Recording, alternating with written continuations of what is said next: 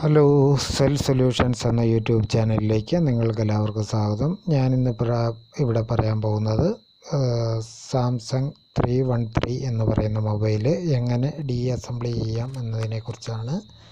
അപ്പോൾ വീഡിയോ ശ്രദ്ധിച്ച് കാണുക.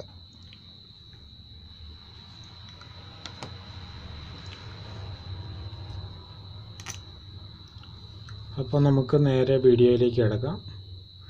ആദ്യമായിട്ട് ഇവിടുന്ന് ഇങ്ങനെ തിക്കിയിട്ട് ഈ പോർഷൻ അഴിച്ച് വയ്ക്കുക.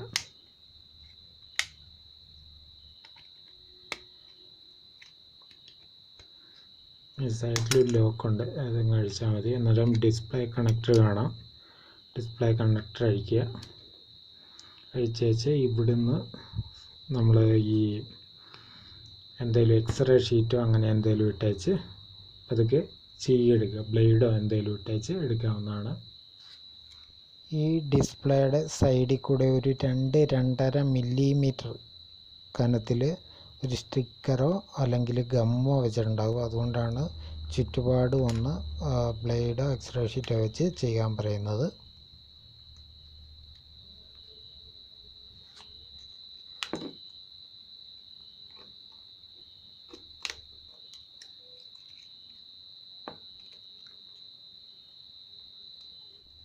ശരിക്കും പശ പോയി കഴിഞ്ഞ് കഴിഞ്ഞാൽ നമുക്ക് പതുക്കെ ഇത് ഡിസ്പ്ലേ മാത്രമായിട്ട് പൊക്കിയെടുക്കാം.